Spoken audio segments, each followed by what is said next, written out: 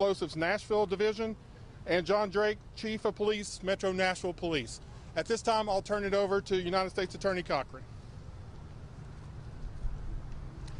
Thanks, Jason, and thanks for being here.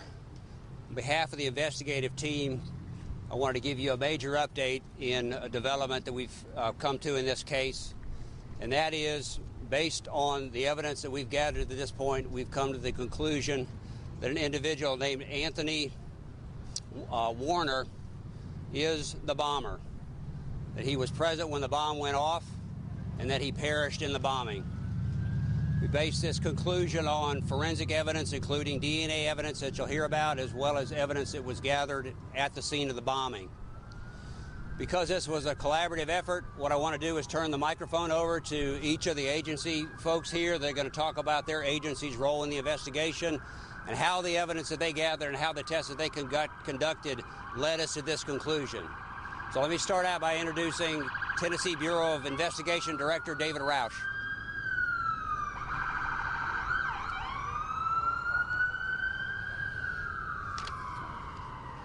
Thank you. I first want to say that we appreciate the collaborative effort that has taken place in this investigation.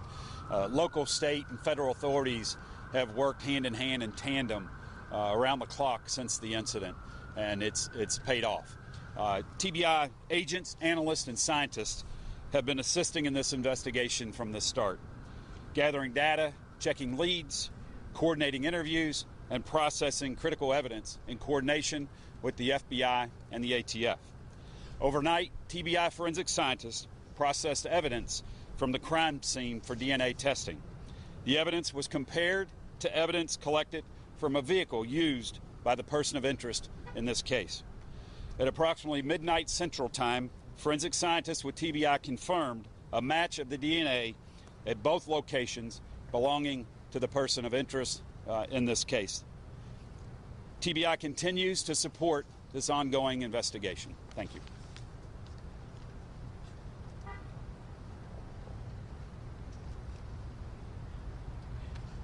Good afternoon.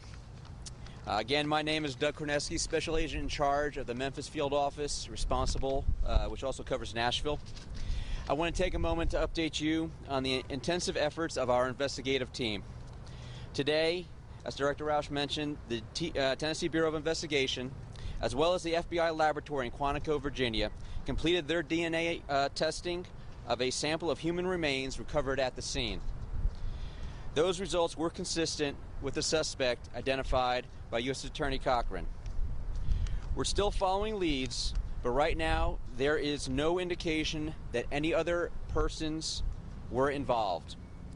We've reviewed hours of security video surrounding the recreational vehicle, as well as we saw no other people involved or around that vehicle. Again, this information is what we know after just a few days of investigative efforts. Crucial tips from the public, corroborated by other investigative activity by our team, initially identified a likely suspect. Some expert work by the Tennessee Highway Patrol subsequently uncovered a vehicle identification number from the remains of the suspect's RV that were positively matched to a vehicle registered to that individual. We continue to ask that those who may have known the suspect or encountered him contact our team at the 1-800-CALL-FBI phone number. These pieces of information will help us understand the suspect's motives. These answers won't come quickly and will still require a lot of our team's effort. Though we may be able to answer some of these questions as our investigation continues, none of those answers will ever be enough for those who have been affected by this event. We still have work to do. Our evidence response teams will continue to process the scene downtown, and our agents will continue to follow on each and every tip that we receive. As is often said by the FBI, the greatest crime-fighting weapon we have is the cooperation of all law enforcement with the help and understanding of the citizens we serve. Thank you, and I'd like to now turn it over to ATF Special Agent in Charge, French. Thank you. My name is Mickey French. I'm the Special Agent in Charge for the ATF Nashville Field Division. I'd like to commend all my fellow state and local partners. We've had a tremendous working relationship in this investigation. ATF's brought unique resources to this investigation to include the National Center for Explosives Training and Research, which we call NCETR. ATF's accredited national response team and all of its specialists, as well as the United States Bomb Data Center. These were crucial and instrumental to provide links and resources in this investigation.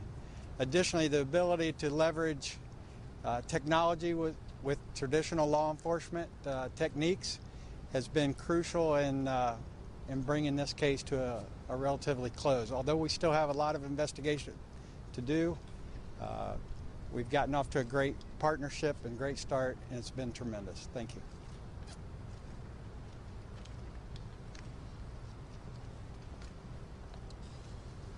I cannot truly describe all the hard work that has gone into this investigation since Friday's explosion. We've had hundreds of ATF, FBI, THP, and TBI partner with us in this investigation. And we can tell you that Anthony Warner is the man believed to be responsible for this horrible crime.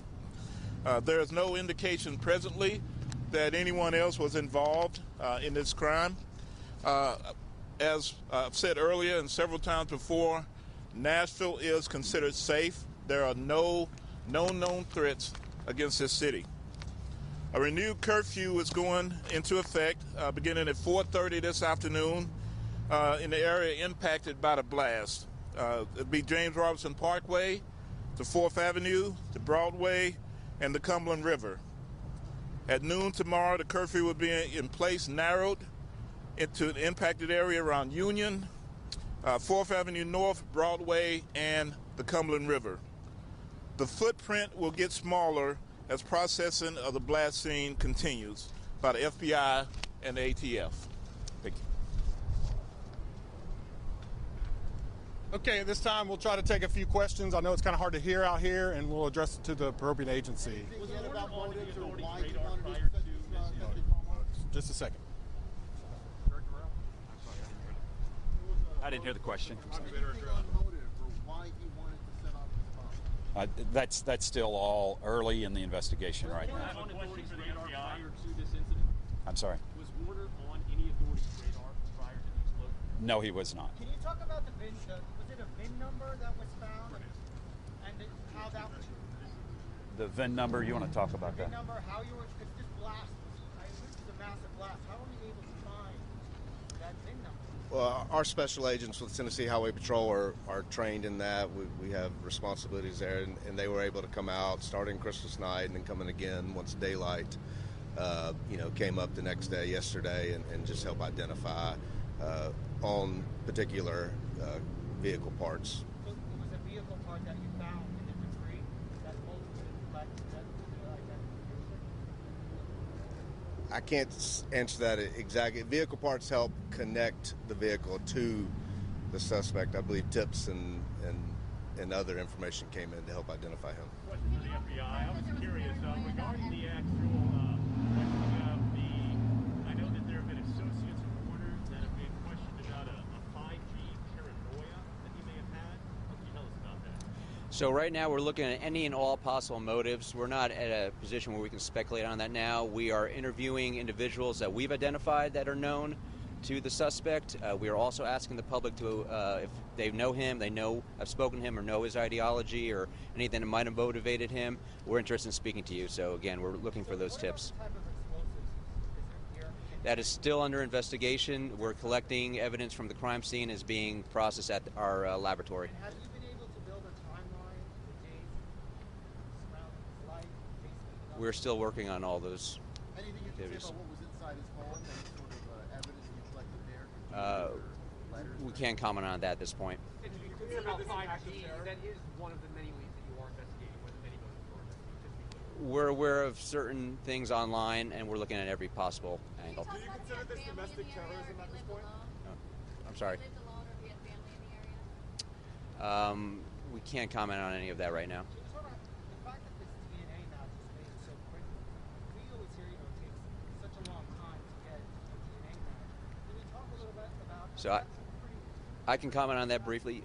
So the question was regarding how we were able to quickly match the DNA. Because we had a known suspect at the time, we were able to have a known sample and then collect some items from the suspect for some relatives as well, and be able to match that DNA positively was his. When we're just matching two samples, it can be done rather quickly. I can't comment on where we got it from. Do you consider this domestic terrorism? I can't comment at this point. Can you confirm that you found dog DNA at the scene and whether or not there would be found parts of the dog? We have no information at this point that was. What would make it? Okay, last question. What would make this an act Sir? of domestic terrorism? What would it take to make this event an act of domestic terrorism? Sure. When we assess an event for domestic terrorism nexus, it has to be tied to an ideology. It's the use of force or violence in the furtherance of a political, social ideology or bent. We haven't tied that yet. Thank you all very much. Appreciate it. If there are any further updates, we'll let you know via our social media channels and our news releases. Appreciate it. Thank you all for your patience.